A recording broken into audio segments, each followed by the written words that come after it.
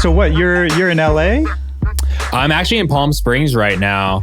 I've been here for the last couple months, just kind of working on a bunch of new music out here, and just it's kind of a nicer, more relaxing environment right now, just with, you know, all the craziness going on. So it's been kind of nice being out here, and yeah, man, more deserty vibe. Yeah. It's the right time to do that, right? You might as well get away from everything. I mean, right before you hopped on the call, we were talking about, you know, there's this myth that you have to be in LA at all times, and that's the only way, you know, you can have success or that you can keep your career going. And especially in times like these, I think we're finding that that's not really the case, you know? Yeah, totally. I mean, I think with like technology advancing so much, it's like I've seen so many artists actually leave LA lately and still have the same amount or if not more success, because everyone can do stuff as long as you have your production capabilities at your spot and the internet connection. You can pretty much do what you need to do. Do you think they're going to come back after the pandemic? That's my question, is so many people have left LA. I'm wondering if it's temporary or if this is going to be some kind of actual shift for the industry, you know? Yeah, that's a good question. I mean, I think it's a little bit of both, to be honest. I do think people that have left LA, like really have left without the intention of coming back. But I do think that once things get back, the energy of being in those cities again will start to get back to normal. And I think there will be like a desire and want to go back, like, and be in the scene. But I do think there will be some permanent changes about people, the way people feel about working remote and not needing to be in LA or New York and stuff like that to be in entertainment. Yeah, I agree, man. And I mean, you're seeing it even with big corporations, and there's plenty of companies even that are just saying, no, you can work remotely permanently now. And that's exactly just the way we're going to run it. For you, I mean, how's Palm Springs been? How's your quarantine been in general? I mean, obviously, like, you dropped your Gravity album late last year, and I have to assume you had a little time to get out there, do some shows, but probably not quite as much as you were expecting to have before the pandemic started. Yeah, definitely. I mean, the beginning of this year, I was doing stuff in Asia and even a little bit in Europe, and had like it was actually crazy. I felt like I was like riding the COVID wave in February and March. You're like the guy running as it's like falling down behind you. I was like the guy that when I left, like a week later, it was like, our country is shutting down. It was actually crazy. Wow. I was like in South Korea and then Japan, and then I went to Italy and Spain, New York, and then LA. Like, that was my trajectory around the country, around the world. And it was just like, every time I left, it was like, okay, this is full blown. We have to shut down. Wow. It was nuts. But yeah, I mean, I had a big plan this year. I mean, I had from like April till I guess September-ish, I didn't have a weekend off, like, on my schedule for shows. Wow. Whether it was like festivals, my own venue plays, or Vegas residency and stuff, every weekend was booked. And all of a sudden it just like took a standstill. If you look at my like flight, like my Delta Sky Miles pattern, it's just like flat lines. Yeah. And I haven't even been on a flight since everything got crazy. Same. So, yeah, me neither, man. I'm trying to stay off flights as long as I can. I know, same. So, I mean, it's been a absolutely 180 on what the year I thought was going to be. But, you know, I've been trying to take the positives out of it as a creative and enjoy my time at home, being with my wife and dog, and having that ability to work on music every day, which I didn't have when I was touring so much. So definitely trying to make the most of it, or at least the positives of it, even though it's been, you know, pretty downer of a year overall. Yeah, man. I mean, and this raises the question, right, is sort of what what are we all most comfortable in and what kind of lifestyle do we all actually want? Because I think what you were just talking about, having your whole year booked up with shows and travel and craziness, obviously that's a good thing, right? That's good for business. That means you're doing well as an artist, but that can also bring a lot of stress. It can bring exhaustion, that sort of thing. Which do you prefer? Do you like the sort of just go lifestyle? Are you more comfortable in the studio? Where are you the happiest in this career? Yeah, I mean, I think if I'm most happy in the studio. I've always been that kind of person. Like, that's my favorite part of the job, is being in the studio making the music. But I will say, like, having that balance is really nice, though, to be able to go travel and connect with fans, play live music, just be active and on the go, because it's really inspiring as a creative to be in new environments and testing even music out live and just like experiencing that like fan and crowd interaction is really key for me with inspiration. So that was a big thing being lost.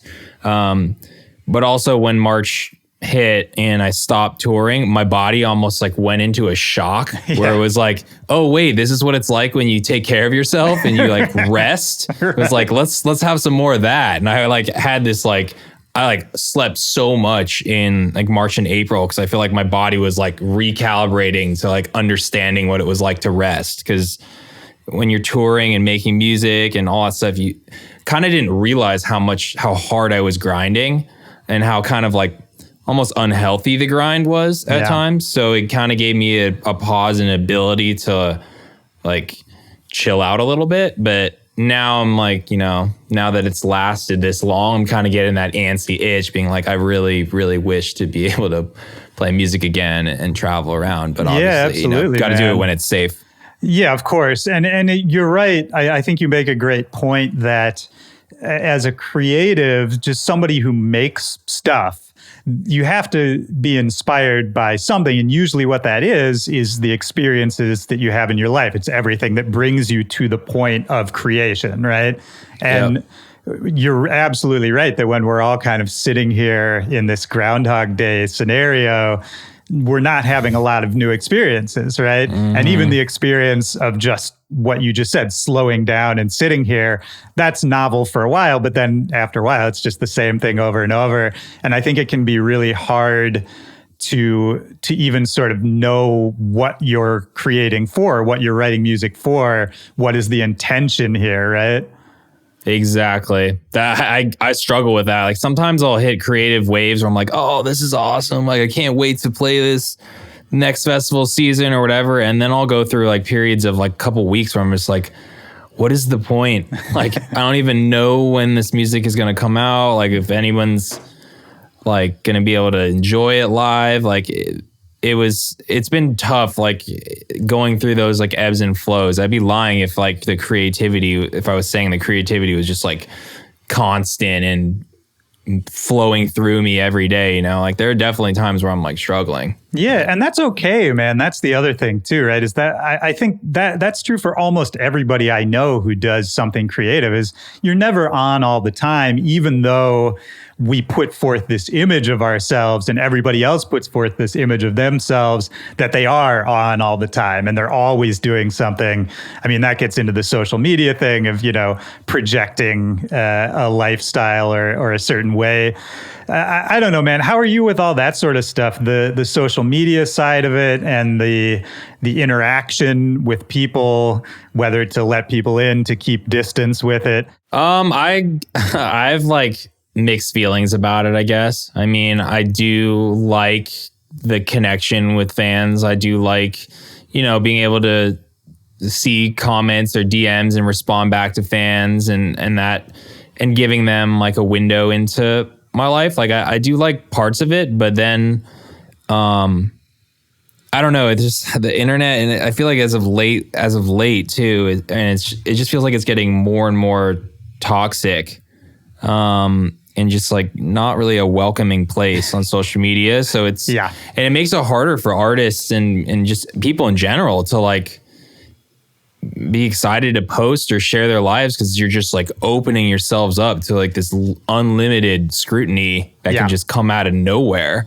Well, and there's an expectation for you to do that, right? That it's almost you. That's what I think bothers me the most, is the pressure, even if I'm just putting it on myself, that I feel like this is something people are telling me I have to do, right? Yeah, exactly. And yeah, I mean, there are good things about social media for sure, but it's just like, it feels sometimes like it's warped into this like other thing from what it originally started being, like what the concept of social media used to be. And I just, it's like I go through periods where I kind of stay away from it, to be honest. Like it feels healthy for me to just kind of focus on the work and focus on like the now and what's going on physically in this world. It kind of helps me like recalibrate. I think that's smart, man. I think, because the next question I was going to ask you is, how much do you look at other artists' social media? And I think this connects to what you just said, because it's the same thing for me, where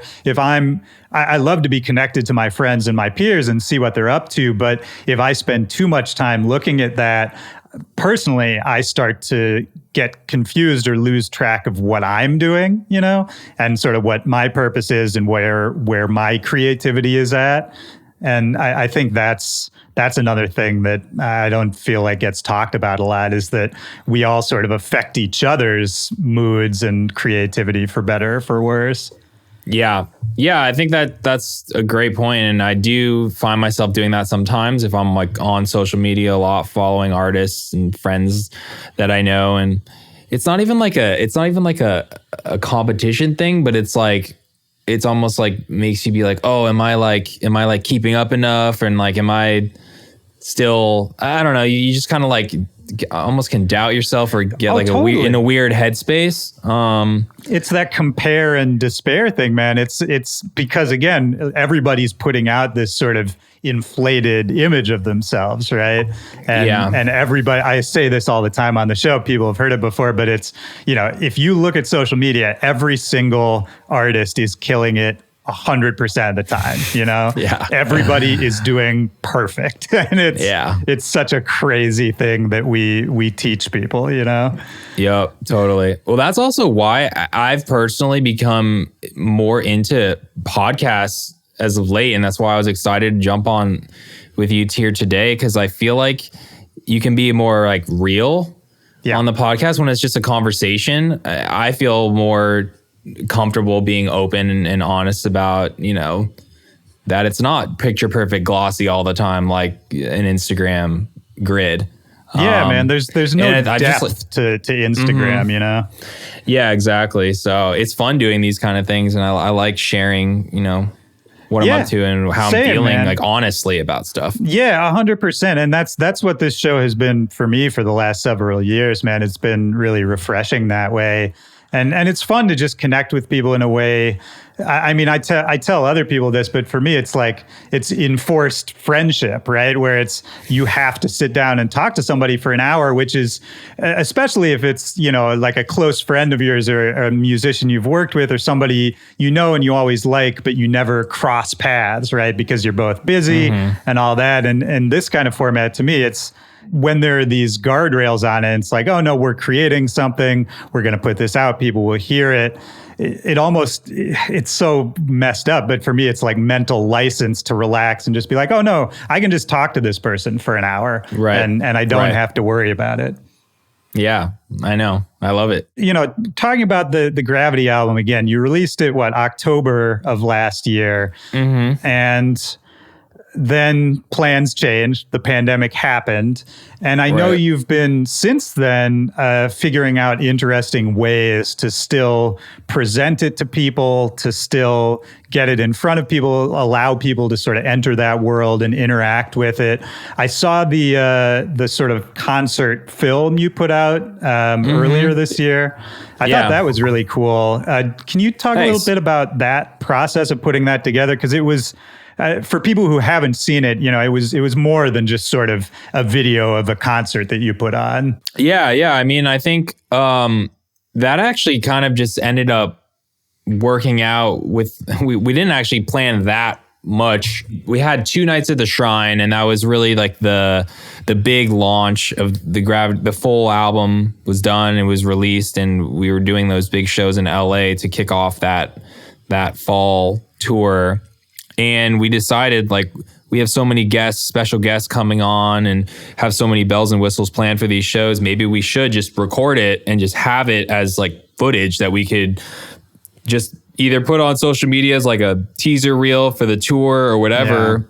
Yeah. And that was sort of like the plan for it. And then the pandemic hit, and then we started realizing, like, wait, we like are sitting on this like really good footage actually that like really encompasses what the show and the Gravity Experience live is. And then we started like re-editing it and repurposing it, incorporating the visuals of the show that you see like behind me and behind the band, and like interweaving it over the footage and all that kind of stuff. And started realizing, like, wow, it's like a really cool actual product that we could just put out and give fans that maybe didn't catch the Gravity show or are just catching like the Gravity album on Spotify or whatever for the first time, maybe like a cool visual piece for them to see. Yeah, I mean, it felt like a concert film, if you know what I mean, which I think is pretty rare. I don't see that in dance music much, you know, like that idea of the concert film. I think that's sort of a classic like rock and roll idea, you know, from the 70s. You think of that, but you exactly. don't see it much. Some of the inspiration, even on like some of the edits where I'm playing like a guitar solo and whatnot, and like interweaving like the zoomed in guitar hands and stuff. Like I remember seeing like Led Zeppelin in the 70s, like live, like a DVD or something like that when I was a kid. That was sort of some of the inspiration of that. So it's funny that you actually say that. It's spot on in terms of a reference. Was that what you were listening to as a kid? Was it a lot of classic rock stuff?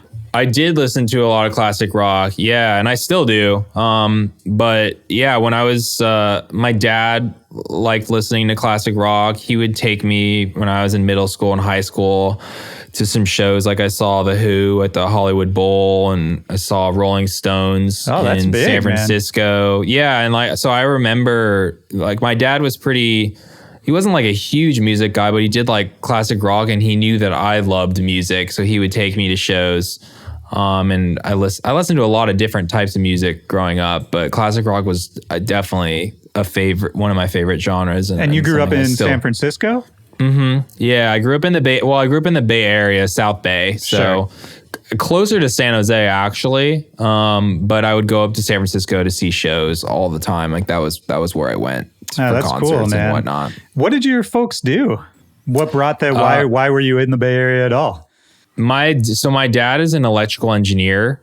So, and he grew up in Bakersfield, California, like Central Valley. And then, went to Cal Poly, got an engineering degree, and took a job in the Bay Area right when everything was kind of happening in the 70s with all the tech that was coming in there. And my mom is from Tokyo, and she moved to the US when she was 18, and they ended up meeting she was doing HR work at the engineering company where my dad was working at, and so they met through work friends, and that's cool, kind of how they happened. Yeah. Do you know what brought your mom over from Japan? She had some siblings. She's like she's the youngest of 7, and a couple of her siblings had already moved out a couple years prior to California. And so she kind of wanted to try something new and join them out in Northern California. And that's kind of like what was her catalyst for being out here. That's beautiful, man. And I have to assume, I mean, you were just talking about that you were in Japan last year. Have you gotten to go out there, meet all the extended family on that side?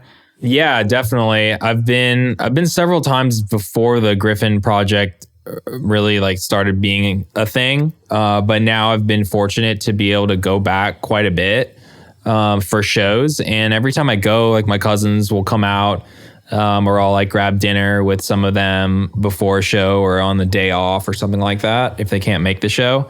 So it's been really cool actually being able to stay in closer touch with them because I'm able to go a lot more because of work. Yeah, man. I mean, Japan's such an incredible place. Yeah. I love it. It's honestly one of my favorite places to visit on a personal level, and playing shows there now has become one of my favorite places. Oh yeah, is it good for show? I've only DJ'd there once, and it was really good. Yeah, it's awesome. I think the fan base there has really grown like the last couple years, and it's just they have a lot of. They're just very enthusiastic and supportive.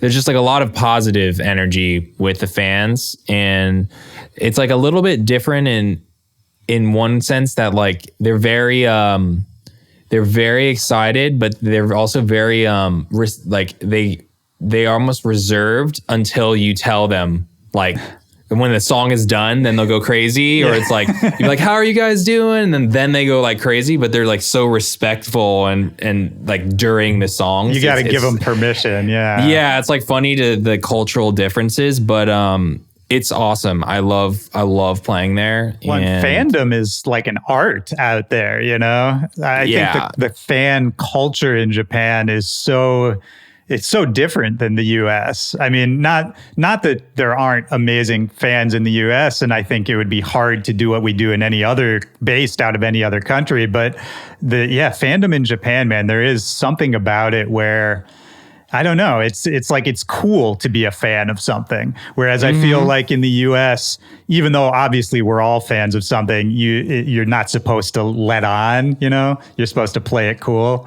Yeah, I could see that. But either way, yeah, it's so fun being in Japan. I hope to be able to play this upcoming summer. We'll see how things shake out. But. Yeah, absolutely, man. And you know, so for you growing up in the Bay Area, you got your folks there, they're working. How was it for you? I mean, were you always musical? I know you started playing piano at a young age. Was it something?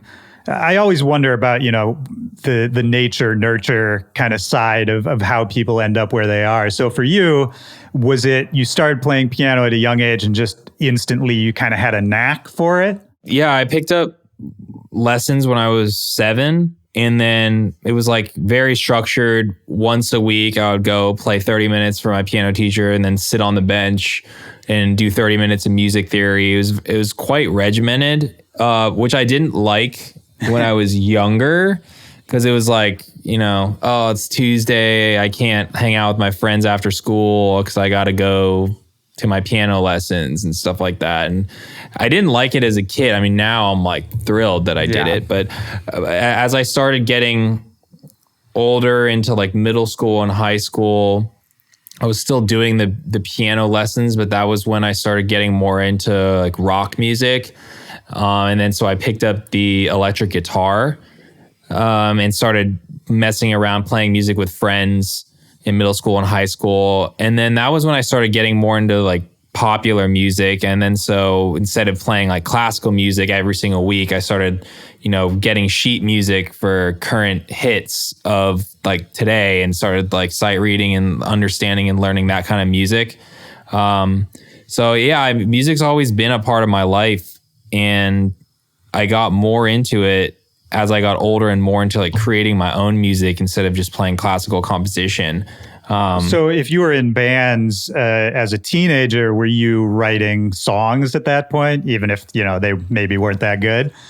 Yeah, I mean, I wasn't like in a full-blown band, but it was just more like going over to friends' houses and jamming on the guitars and stuff. And I did start writing stuff. I really never shared any of my music with anybody, but I would write in my room a lot, just like my guitar and myself. I would just write stuff down. And I did work on like one collaborative project with somebody when we were seniors in high school, where I was like doing Fruity Loops, which is like a program that people still actually use to this day. Oh, but yeah. I was Shout like out starting FL to, Studio. Yeah, that's man, I forgot I even used Fruity Loops. That's like the first time I like actually recalled that in my head. But yeah, I started just making that kind of music. It was like acoustic pop rock, I guess maybe is the best way to describe it. But that was, I would start actually singing in and writing, putting my music that I've been writing just in my room, like into an actual computer and like producing it out. I guess that was the beginning. Was it the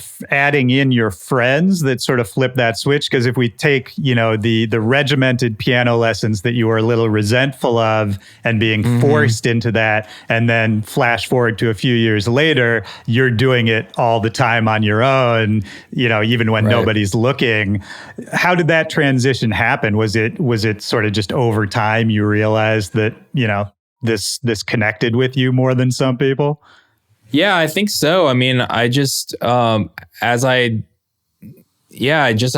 kept doing the piano lessons consistently. So music was always just like there on a schedule. But then the guitar sort of opened my mind up and whirled up to being more like personally creative rather than just like memorizing and knowing classical composition. I started being like, oh, I want to play this like Sublime guitar song. Like Santa Rio is like one of the first songs I ever learned on the guitar because I loved Sublime as a kid, and started listening to like Stones and Beatles and stuff and playing it. And then I would start writing my own riffs and stuff like that.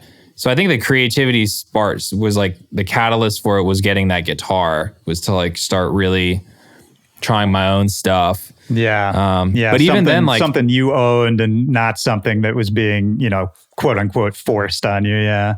Yeah, exactly. But I mean, even then, like I actually went to USC and I studied electrical engineering. Like I still just never thought I was going to be like a musician producer as a career choice. Well, and you said you weren't even letting people hear what you were writing, right? Yeah. Did you want people to hear what you were writing, like inside? I get maybe. I mean, I think I was just too scared. Yeah. Really. I just was. I felt like the music was good, but I was just terrified of what people think. I still am terrified of what people think, you know, even releasing music like the night before like the album drops or the night before a single drops. I'm just like, oh, I hope people like this. I always have that like anxiety and feeling before. Oh, yeah, I know that feeling very well, man. It's one of those weird things where, because at this point, obviously, you're a professional, right? And I think internally, like we all know that we're good at what we do in sort of like a basic, you know, we got the basics down at least, and we can write a song. We're capable of that. And so, you know, theoretically, if we make something that we like, that should be enough, right? Because it's worked in the past. We have a track history at this point. We already know there are at least a few people who like it. And yet somehow that never, there's another part of the brain that just takes over when you're actually putting stuff out again. Yeah, totally. I mean, at the end of the day, it's like, there is definitely, you do have to be proud of the work for sure and feel that satisfaction no matter what happens, whether it's successful or not. If you feel like you've put in your best effort and you're personally really proud of the achievement, like that should be number one, really. And I think for most creatives, it is number one. But there is always a side of you, because you do it for a living, so you have to. The success of music as a musician, like, affects your livelihood for sure. So there's always that like conscious feeling of like, well, I hope this is successful at the end of the day. But and then we're getting into now the idea of, you know, expectations versus creativity, right? Where now you are an established artist and people know you for a certain sound or a certain style, or maybe, you know, a particular song that they really like. And then, but as artists, as creatives, you can't just, it's what we were talking about before. You can't do the same thing over and over because that's not inspiring. That's not healthy for creativity. I mean, it makes me think about even the orchestral versions that you just put out or are about to put out for Gravity, right? Next week, yeah. Yeah, this week. And even that, you know, something like making an orchestral version of a song of yours and then presenting it to your audience, I feel like that must be an interesting moment where it's, you know, they know it's you and it's a version of a song they like, but it's also something they haven't heard from you before, right? Like, how do you navigate that, you know, how far can I push this versus still letting people connect to it kind of line? Yeah. That's a great question. I do, I don't know if struggle with it's the right word, but I am conscious of that, like not going too far, but also like you hit the nail on the head as a creative, like you do want to keep evolving and changing and trying to better yourself instead of being stuck in the same pattern and just doing what's expected of you. And you want fans to kind of grow with you and grow with your progression. So, I mean, I think I've always been kind of doing that though with this Gryffin project is I don't like to remain stagnant on it. And I do have put out records in the past that have been a bit different from my typical sound. And sometimes they work and sometimes they didn't, but I think having already done that, I feel comfortable still trying to continue to push that envelope with the fans. And I think like with my music, I've always wanted it to have this like big, uplifting, emotional feel, which is, it's like, it is specific, but it's also kind of vague at the same time, because that can be composed so many different ways musically, like something that's big and uplifting. Like you can present that in so many different ways. So, but those are like my main kind of buzzwords where I'm like, if I'm feeling that, then I feel like it has the Gryffin sound. And so like with the orchestral stuff, it's so different musically and from a composition standpoint, but it still hits those words for me. And I think it still encapsulates like my mission statement of what I want my music to be about. And yeah, it's like, you know, it might not be for everybody. Like there might be some of the fans that, you know, are used to hearing my music a certain way and they don't dig the orchestral stuff, but I'm super proud of it and I put in so much work on it. And I think, you know, at the end of the day, I'm very fulfilled as a creative with that music. Well, I mean, talk a little bit about the process of putting it together and actually translating a dance song, a pop song into a piece for an orchestra, because I think that's actually a really interesting thing to try to do. Yeah, it was very challenging. I'm not gonna lie. And yeah, because I worked with a partner on it. I want to give him the credit, Max Arouge too, equal credit, because he is an understudy of Hans Zimmer and he's really good, really talented, does his TV film work and is exceptional at it. And we got partnered up before Coachella last year because I wanted to bring out an orchestra and push the live music, a dance show incorporating live music. I wanted to push that even further by bringing in an orchestra.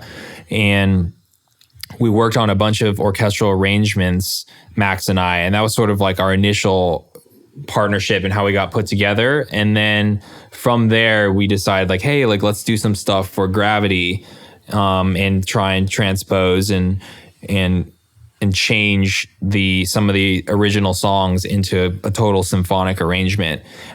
It was definitely really challenging because you don't want it needs to sound familiar. Like you need to identify as a fan if you know, like Body Back is one of the songs that was like a popular record on Gravity, and we made that into an orchestral. You need to have certain melodic components of it or vocal shots where the fan can understand that it's Body Back and can hear that they're definitely foundational melodic components of it where you can like, oh yeah, that is Body Back. But then you want to also change it and then flip it enough where it feels like you're in a totally different world and place when you hear that. And that was a really big challenge of how to like really change the feeling by taking some original of the components that we like from the original and just flipping it on its head and presenting it in this new way. And it took a lot of experimentation and almost like pushing too far, like in a different direction, and then kind of reining it back in. Right. So it felt a little bit more familiar. Yeah, well, and I think that, that kind of idea and that kind of project, even if it takes somebody a second to sort of wrap their brain around it, in the end, what that does is that expands their definition of you as an artist, right?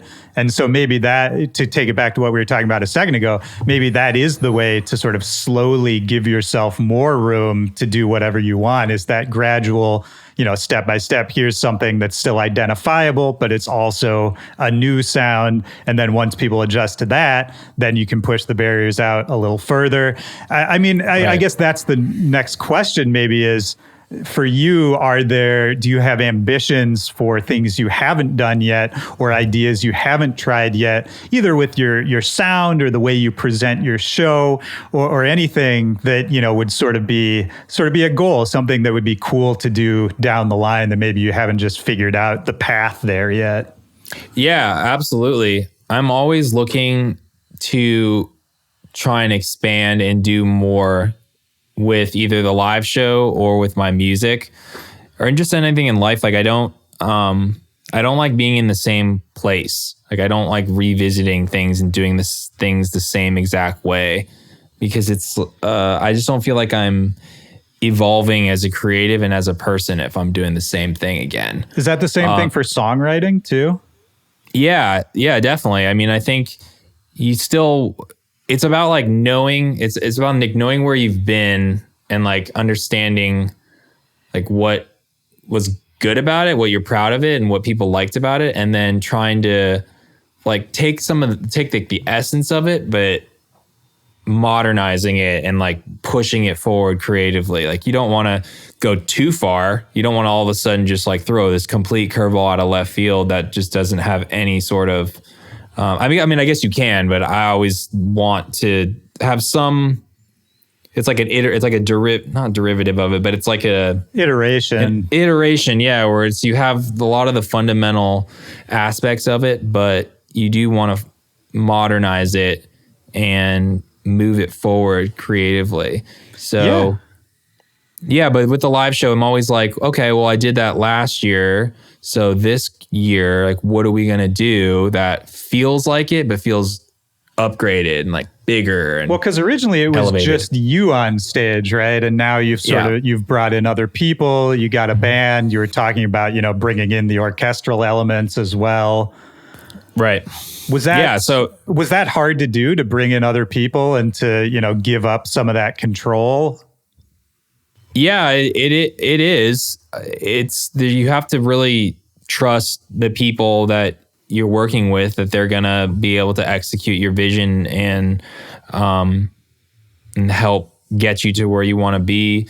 But at the same time, it's like when you find the right people to be a part of your team and there is that trust, there you realize how much they really can add, and almost takes a bit off your plate in terms of being able to focus on other things as well and keep your eyes on the big picture. If they can also be productive within your workflow and in terms of executing the vision. But yeah, I mean, it was definitely incorporating the band members was, I wouldn't say it was a challenge, but it definitely, it took a lot of time to get them fully integrated and understanding the vision of the project. But I do think like it was with the two guys in particular, Spencer and Will, adding them was actually pretty seamless because it was a bit gradual. Like the first time I played Coachella in 2017, I actually had Spencer come out and drum over a couple records. He wasn't there the whole time, but he came out like he was like wheeled out from side stage with all the Coachella stagehands, and he like drummed for a bit and then wheeled off. And I did that for the rest of that festival season. And then we started being like, oh man, like what if we actually had you there the whole time? And so like it was like a gradual thing with him. And then with Will, my guitarist, he was my guitar tech for like a year before. So he was like tuning up my guitars and all that kind of stuff, and being just like the guy on the road working with us, and we became really good friends that way. And then one day, like I think we were in London, and like I was like rehearsing and practicing Whole Heart, and I was playing the acoustic stuff, and then he's like tuning the electric guitar and just kind of like riffs like with me, like just during rehearsals. And I'm just like, whoa. I was like, that actually sounds really awesome. Like hearing 2 live guitars right now on stage, and like a light bulb went off in my head where I was like, wait, I need to get this guy like on stage with me, right? Bringing his vibe into this live show rather than just being my guitar tech. And so he kind of like right after that Europe tour, we started working on like bringing then Spencer from the Coachella time and then Will like together as like a band. So that was kind of like the conception of it. So it was all kind of like gradual. So it felt really like organic. Yeah, well, and it makes sense to me because, I mean, even from the start, correct me if I'm wrong, but you know, you were never sort of just a DJ, right? There was always, you know, especially even at the start of the Gryffin project, I think when a lot of people first started becoming aware of you was for the fact that you were using, you know, real instruments and there was a guitar on the track and all that sort of thing.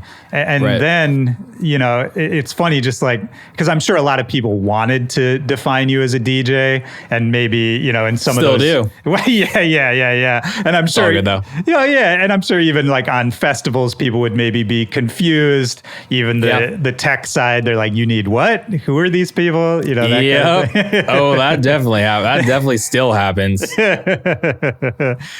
But to me, this goes back to this idea of creativity and pushing it again, where it's, you know, if that's the artist that you are, if this is the kind of music that you make, then why should you restrict yourself to being one person on a stage and sort of emulating what a traditional DJ would do if you're not a traditional DJ, right?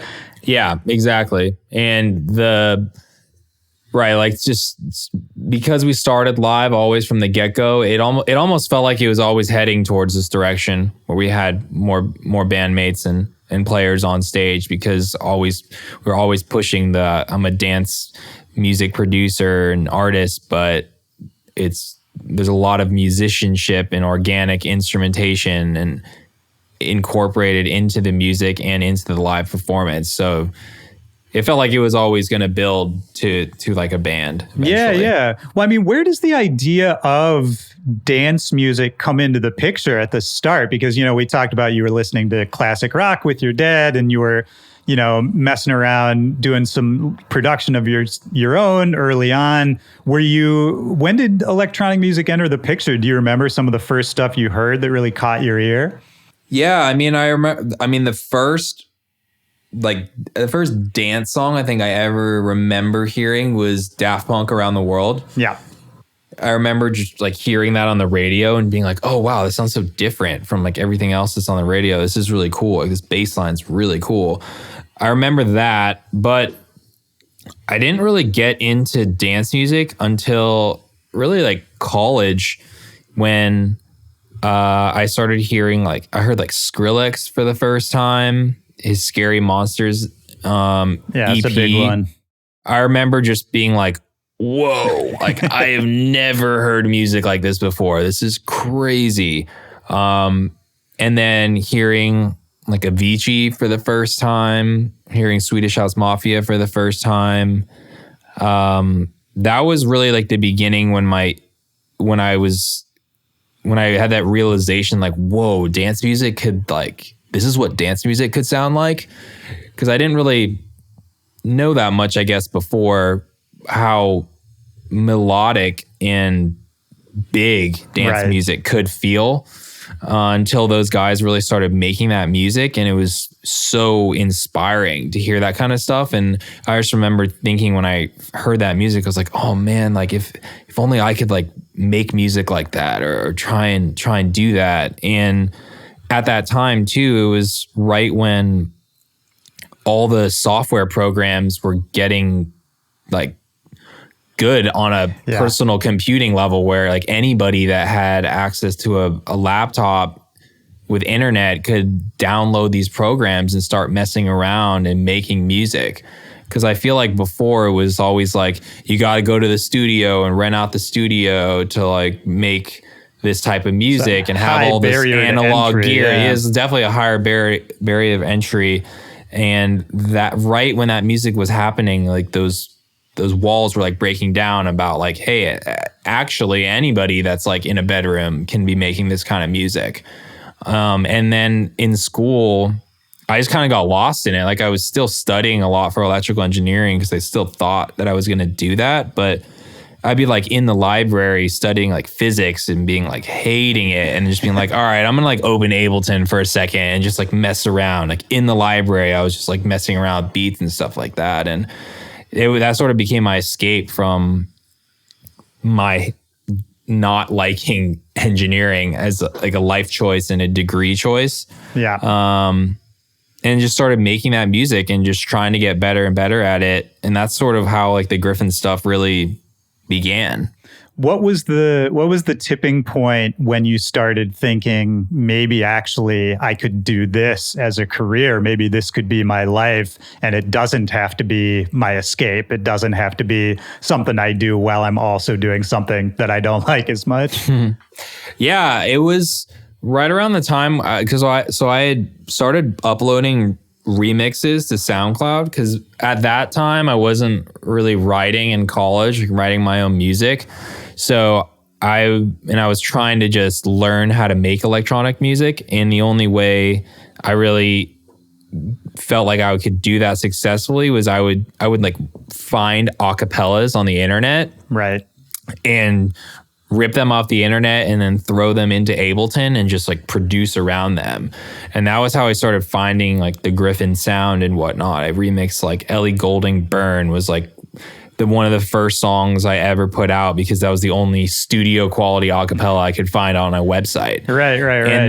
And then I put it on SoundCloud just being like, I guess I'll just put it out there and pass it around to a few friends. And at that point I was like, if a couple of my friends liked it enough to play at a college apartment party or whatever, like that was it. Like that was like the ceiling for me. You made it. Yeah. Yeah. That was my making it. And I put it out and some YouTube channels like picked it up. And back when Hype Machine was like a really big thing, it like went up to number 1 on Hype Machine and started getting like all these plays on SoundCloud and YouTube. I was just like, what? And then Universal Music Group ended up hitting me up and asking me to sign to make the remix official, like to release on their label and all this like crazy stuff. I was like, whoa, weird. And then all of a sudden these other labels started being like, hey, like what's your fee to remix this song? Right. And then I was like, what is happening? And so I started doing a few remixes for some other labels like Republic. I think I did one for RCA. And then Interscope hit me up and asked me to start doing remixes for their label. And I did one for like Maroon 5.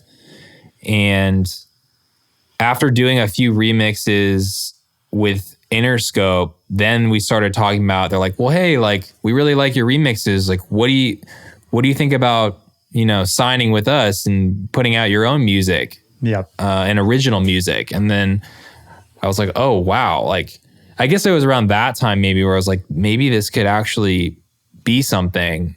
And kind of around that time too, I would start getting like fraternities started like messaging me being like, hey, like, what's your fee to DJ?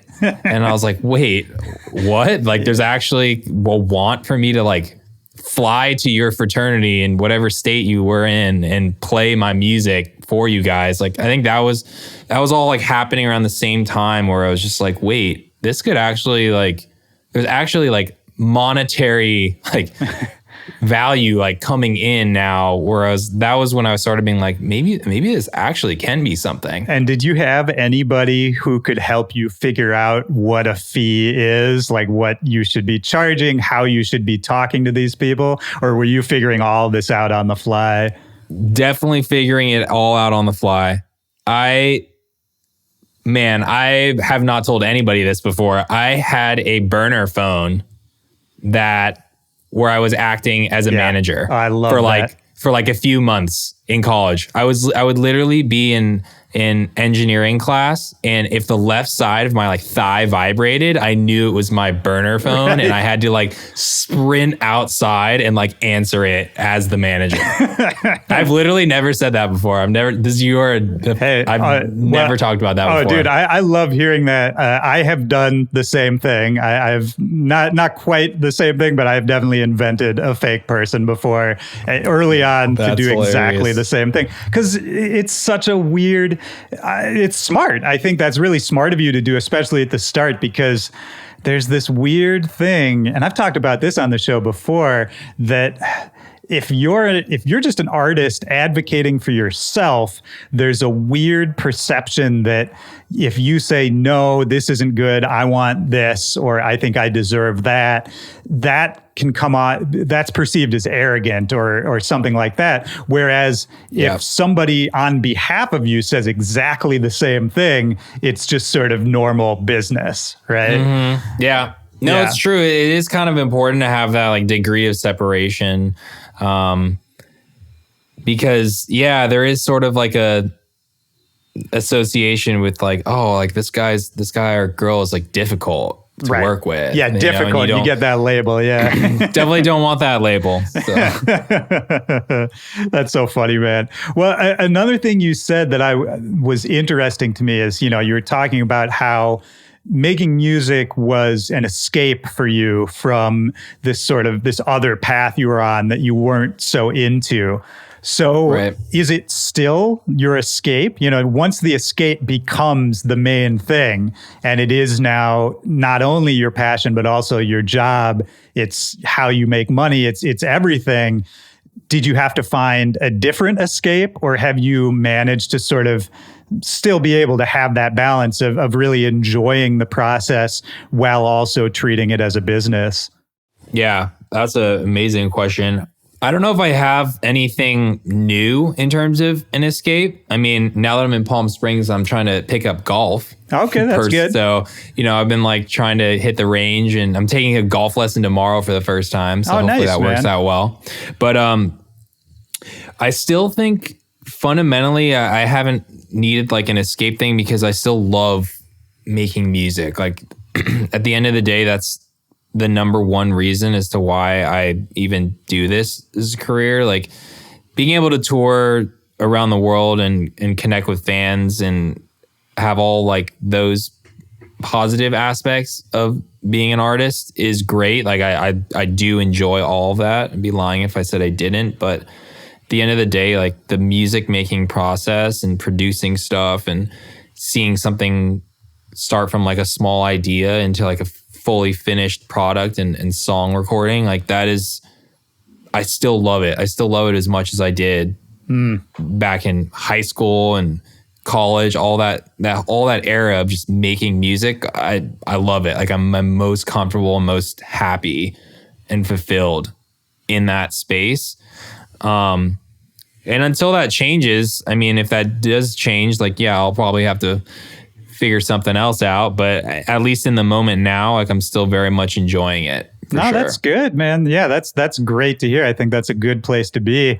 Is there anything from those early days, from when you were just throwing shit up on SoundCloud without any expectation, kind of just doing everything your own on the fly, like we were talking about, is there anything you miss from that era? Yeah, I do. I mean, I feel like I was a little more like innocent, I guess, maybe, or just like I didn't overthink it, maybe. Yeah. I just kind of was like, oh, this sounds kind of cool, like I like this, and then I would go along that creative path, and then and just like put it out. I would just like finish it and like upload it right away, like export, upload SoundCloud. It was just like, I do miss that era because it was so, it was just not overthought. There wasn't so many like processes involved before it like releases. Cause now, I'm with a label. I've got artists that are on other labels. Got to have like a marketing plan, release strategy. Go through a lot of people. There's so many channels it's got to go through now. And so I missed like the the simplicity of it back then. Do you think that say that you time traveled or there was a weird sci-fi event and you're just starting off now? Do you think you'd be able to break through in the same way? Because, hearing you talk about just putting something up on SoundCloud, blogs pick it up, all of a sudden labels are calling you. I wonder if that can happen in the same way for a new artist right now. Like right now in 2020? Yeah, because, SoundCloud isn't what it is, and it's not exactly that same community feeling. Spotify is the dominant platform, and, Spotify is great, but there is sort of, you're playing on their field, Very much so. Yeah. I think, it's way different. I think I was pretty fortunate in that era that when SoundCloud, I was putting out stuff on SoundCloud when SoundCloud was thriving. Yeah. There was a real scene there. Those were magical days, man. Anytime I bring this up on the show, because I like to talk about this, I always get people saying that like, no, SoundCloud, there's still a good community. It's still kind of popping off on the underground level, which I believe, but it's not what it used to be. There was a magic to the old days. It was magic back then. Yeah. And the scene, yeah, you're right. It is still there, but it has nowhere near the reach and influence it used to have. And I get asked that question a lot actually from up and coming producers about like, how did you make it? And like, what advice would you have for upcoming producers? And I'm happy to give my advice for sure, but I almost like, it's such a different world that it's so hard. I don't tell them like, I'll explain to them like my trajectory and path, but I also will preface it being like, it is a much different world now from when it was in, 2015 or whatever, that era. When you didn't have, this is the issue I always have when people ask me for advice too, is that, you didn't exactly have a plan at the start, right? You were just putting music out there, doing what inspired you, doing stuff you thought was cool. And that's by following what you like to do. That's how it happened, as opposed to saying, I'll post this song at this time on this day. I'll try to get this person to notice it. I never know where I land on it because you don't want to be dumb about the business side of it. But there is a certain point, like you said earlier, that the reason people get excited about new artists is because it is that sort of raw, unplanned, like you can feel that, Yeah, totally. It's like, yeah, I remember that era too, because I would upload stuff and the comment sections would be like, so there was like so much excitement when I would start dropping new stuff, and I was dropping it at like a pretty consistent rate too. I was always like, I got to do like a remix a month or once every 2 weeks, I got to put stuff out. But I never like, I don't know. Yeah. It's just, there was just such like an organicness to it in the beginning that was so awesome actually. But yeah. YouTube, I feel like there's still a lot of like channels on YouTube that will support a lot of up and coming artists, particularly because if they're independent, the monetization's better for those YouTube channels. Yeah. So they're like more excited even if it's like a really dope song from an independent guy. Right. They'll get like a bigger cut. So there are channels like that can put you on. But it is harder now. I mean, I guess TikTok, has become definitely is like the new music discovery platform. Yeah, it's pretty true, man. Crazy. No, and it's really cool. I mean, what you just reminded me of is something I think about a lot, which is that there's when people ask these questions of, what do I need to do? How did you make it? All that. It's a natural thing. What people are looking for, and I can relate to it because I've been there too. You're looking for a magic bullet. You're looking for, just tell me the secret that I need to do so that then I can, but there is no secret, right? And that's the real lesson, is that whatever platform it is, whatever era it is, do what you think is cool at the time. Do what's exciting to you. That's the only secret, is the more the less in your head you can be about it, and the more just sort of raw and excited you can be about whatever you're doing, that whether people connect to it or not, that's the only way they're going to connect to it. Totally. And that's another thing I always tell producers too, is like, if you have an idea on a song or whatever, you have to finish it. Like that's one of the hardest things for a creative is they're like, oh, I got like this really cool idea. And it's like it can be a really cool melodic riff or whatever. But then they kind of sit on it and then they move to the next idea. And then the next idea is some new melodic riff, which is cool on its own. And they just kind of keep bouncing on different projects. But I said the most important thing you do, is specifically with production, is you gotta finish the records. Even if they're bad, you have to finish it. You have to learn the process of start to finish.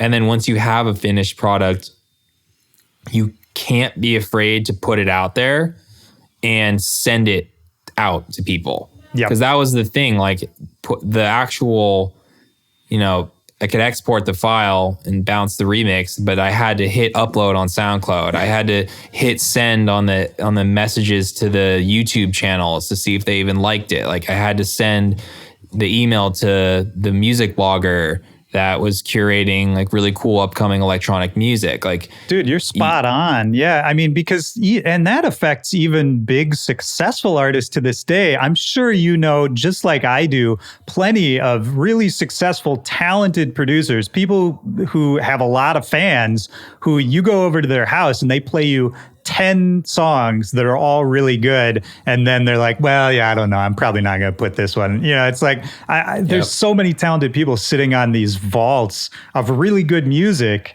And that sticks with you, man. I don't know if that ever goes away. Oh, dude, it definitely does. And not only that, like, oh man, it's I've had songs that I'm like obsessed with and I haven't been able to get the artists that I work with on it cleared for release. Like there are songs I'm sitting on that I'm like, oh my God, like I want to put this off so bad. But artists can be really particular about their product, and which is fine. Like I get that, but it's unfortunate sometimes like how much stuff in the industry doesn't come out that's really good because an artist is afraid to hit the green light on it for whatever reason, creatively or in their own head about stuff, or their team, some A&R at a label that doesn't like it. Like it's crazy. There's some seriously good music that I've personally made and I've heard from other artists that I'm just like, what? How is this not out in the world? It's all those. It's funny because those songs, when you get a chance to hear them, it's like a glimpse into an alternate universe, because if that if that song was out, it would be a hit and, it would sort of change the conversation for a minute. But you also know that's never going to happen. So you get this glimpse of this little thing and then it's just gone. It's a really weird. I don't know if people really understand just for the listeners, the process of collaborating with somebody, say you work with a vocalist or collaborate with another producer, and then what happens afterwards? You finish a song, the song's great, but then all the steps that have to happen after that just for the song to come out. Yeah, that's actually true. I don't feel like people know what it's like and what kind of a grind it can be. Like sometimes it happens really quick. It's like, you get in the studio with an artist, immediately vibing. Both of the artists love the song. The first shot at producing it that you really take, it's like nails it. Both labels love it. Strategy in place, put it out. Like that is the best case scenario and the dream fast track on getting a collab out. Right. And that happens like 1% of the time. Yeah. Like there's so many places in which it could just get halted. It's like maybe the artist that loved it that day and was really excited about it, then hears it 2 weeks later and is like, I just don't know if it's me anymore. Right. And then they don't want to be on it anymore. Or one A&R at their label is like, nah, like I don't like this. Right. Or one friend, like it could be an artist's like best friend that they just like, what do you think of this song? They play it for them in the car and their best friend goes like, I don't like it. And all of a sudden the artist just like, I don't want to be on it anymore. You know, it's or it could be on the business side, right? It could be it could be management on both sides arguing over a couple percentage points of, who gets what rights to the publishing, Right. There's so many. And in all of this, I'm not talking shit about any part of this because these are all important parts of the process, but it does, once you stack them all on top of each other, it gets sort of ridiculous. I know. It is insane, especially when, as the bigger the artists you work with, you realize how many cooks there are in the kitchen. Well, so, okay, this is actually, I wanted to ask you about this and I wasn't even sure how I was going to work it in, but you just opened it up perfectly. I wanted to ask you about when you wrote a song with Carly Rae Jepsen. Because she is a big pop star. And even for you, I mean, you work with big names and you write big songs, but she's it's a different world, the world that she's in. It is. I mean, how did that, sure. I'm not asking about like the business stuff, but how did that come about? What was that experience like of working with a bona fide, pop star? Totally. Yeah, it was actually awesome with them. I have nothing but good things to say about their camp, but it was different for sure because we had a lot of factors going. I had a lot of factors going for me when we were doing that record. First, it was it was written by Ali Tamposi, who was one of the original writers on the track, and she's just like a phenomenal writer, one of my favorite writers, and she has hit an enormous hot streak with Watt and Brian Lee, and they've made so many hits together. And I was able to get to work on that track with her, and she was the original vocalist on the song, and then produced it out. And so Carly and I are on the same label. We're both with Interscope. So that was like the first channel of communication. And so Janik, who's the president of the label, ended up hearing like the version of the record and be like, oh yeah, it's like, I really like this. And it's like, I actually really do like this for Carly. So I pitched it to Janik. I was like, what do you think about like Carly on this track? And I was like, I know it's a huge shot in the dark, right, but what do you think about it? And he's like, you know what? I actually like this for her. Let me pitch it to her. And at the same time that he was pitching it, my drummer, Spencer, he knew someone, I think he knew her guitar tech, or someone was like really close in her camp. Like he knew that they had a personal, like really good friendship. And he sent the song to him for the first time right around the same time. And the guy in Carly's team was like, oh, I actually really like this. Like we're in Europe right now doing this tour, but I'm going to play it for her in the bus and see what she thinks. And both channels of communication, Janik and Spencer, my drummers. So like Janik hit it from the top. Right. So it was like the other A&Rs, then the people, her manager and stuff, they liked it. And then from like the direct artist connection, the guitarist plays it on the tour bus and they like it. And then they both came together and talked about it and we're like, oh yeah, we like this song a lot.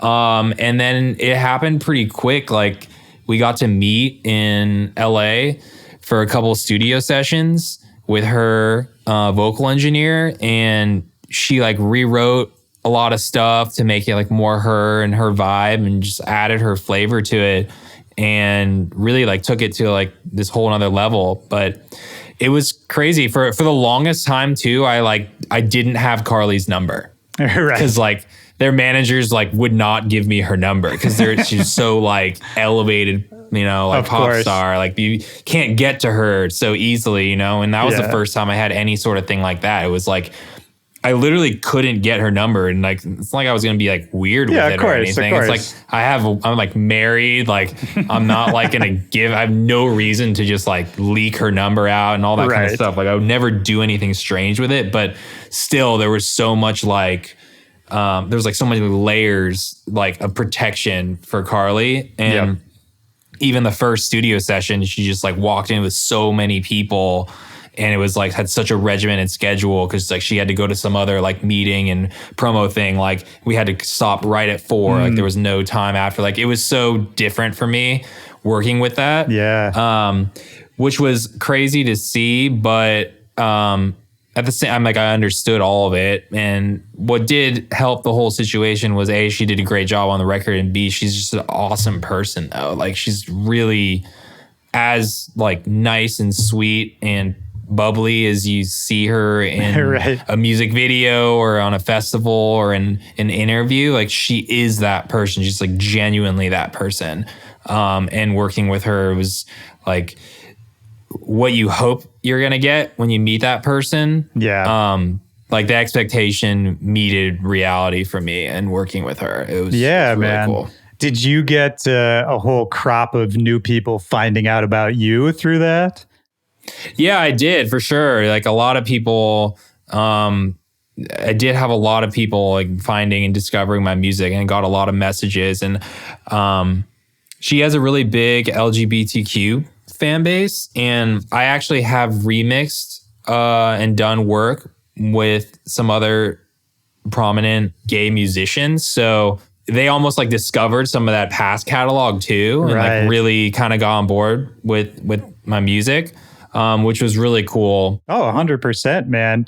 And I'm going to wrap this up in a second because I know I'm taking up a bunch of your time here, but I wanted to ask you about a different song, the one you put out more recently, Safe With Me, which I really like that song. And I wanted to ask. Thanks. Yeah, absolutely, man. Was that written during quarantine? Was that a song you put together during this year? It actually wasn't, which is actually kind of crazy. Like it was coming together like late last year, early this year. It was about, like when we wrote it, it was just, I always am like inspired by like relationship based songwriting and music, and like the connection with people, like not necessarily like someone you're dating or your partner. It just relationships in general, where it's like a lover or a friend or a family. And that was just a record that I felt really good about, just wanting. It's like the song's really about like finding that person in your life, whether it is friend, family, whatnot, that makes you feel safe and makes you feel comforted when you're like feeling down and out. And that was the meaning and like essence of the track. And then the pandemic hit, and like that song just resonated with everybody like even more, because we wrote it to deal with finding someone to help you when times are tough, and then all of a sudden times got really tough right. for everybody. And the song just felt so like we all connected with the song like on a deeper level. And the timing just kind of worked out. It wasn't written during the time, but it like really hit us more during this time for sure. Yeah, well, it's funny how that works, man. There's so much to timing, right? What time in your life, what time in the world you encounter a certain piece of art, that really colors your perception of it, right? Because I think all the most important songs in our lives, the songs we love, it's because they're connected to some kind of memory or some kind of feeling about when we first heard it, right? Right. And It's interesting to think about that from the side of a creative, where you write a song and you like the song and you relate to it, but then all of a sudden something happens in the world, and even for yourself, you connect differently to something you made, right? Yeah, exactly. Yeah, like I always loved the song, and then my love for it grew more as it became even more like personal to me. Right.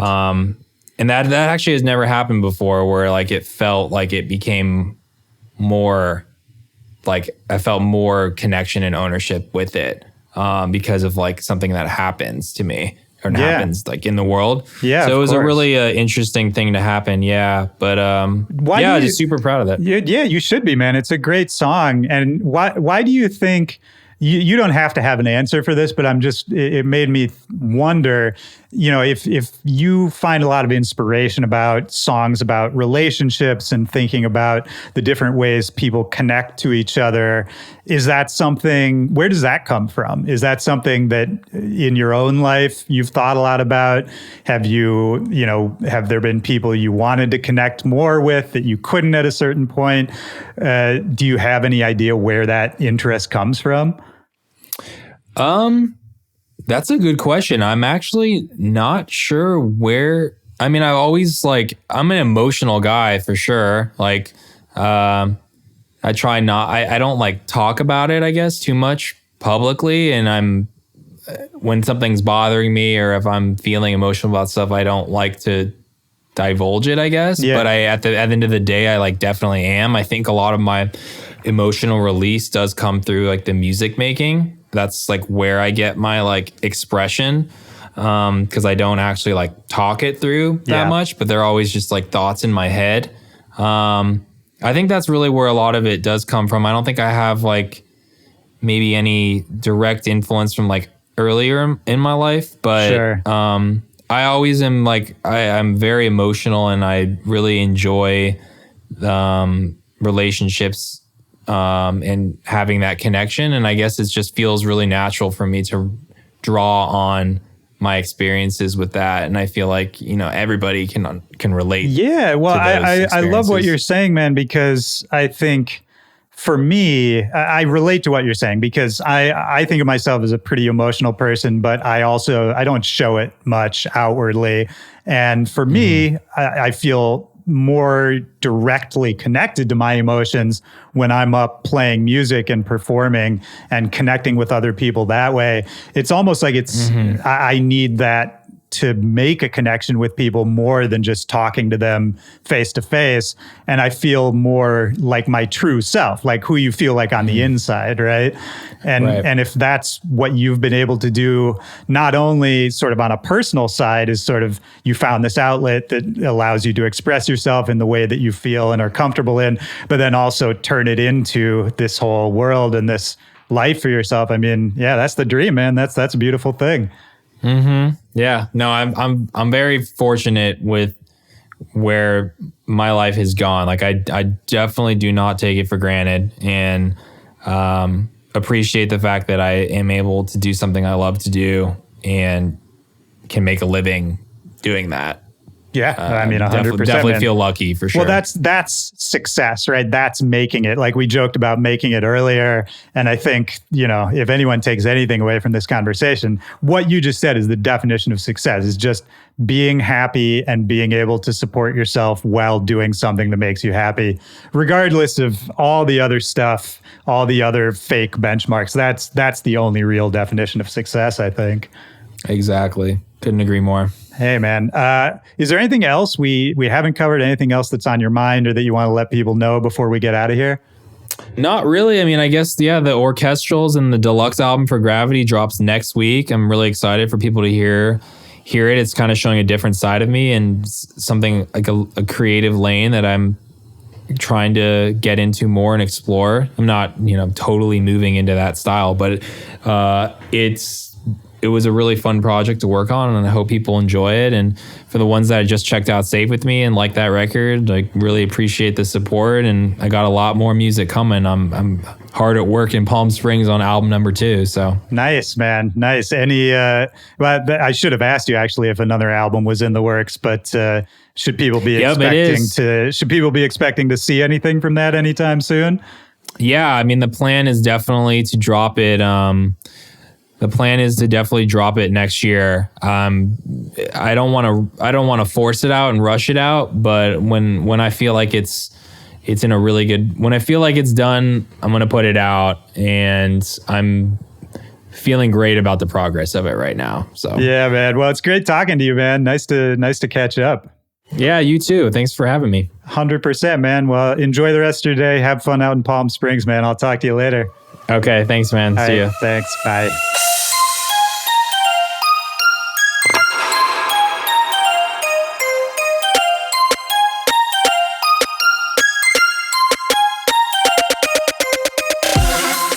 All right, that's the show. Shout out to Gryffin. Great to have you on, man. For everybody out there listening, don't forget, Gryffin just released the brand new deluxe version of his Gravity album. It's got some brand new remixes as well as the orchestral versions that you just heard us talking about of some of the biggest tunes on the album.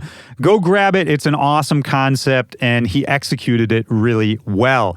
The link for that is in the description of this episode. Also in that description, you will find a link to the Back-to-Back Discord. That is my server, my chat. I'd love to have you come join our awesome group of people that we got over there. Come join the Discord. Come say what up to me. I will say what up back to you. Come share your music if you make music or if you make art, or just come tell us what you did for New Year's Eve. Come talk about what's going on in your life, what you're listening to, any of that. We would love to have you. The link for that is also in the description. My name is Willy Joy. You can follow me at Willy Joy or at Back-to-Back Pod as always. And that does it for the first episode of 2021. I've got a lot of really good episodes of this show coming up for you guys. Some that have already been recorded, some that I just scheduled in the last few days. Some with some people who have been requested many times over many years. Look, there's a lot to look forward to. That's all I'm saying. Keep it locked. Keep it tuned in. I don't know, whatever you do with this podcast, do that. And look, I am sincerely hoping a great 2021 for anyone out there who's hearing my voice right now. I really do love you guys. I love the community around this show, and I am hoping for a much better year than the one we just finished for everyone out there. Whatever that means to you, I hope you accomplish whatever you're working on, whatever you want this year. That's what I'm hoping for you. So on that note, we're out of here. I will talk to you next Tuesday. Sending much love. For Back to Back, this is Willy Joy. Peace.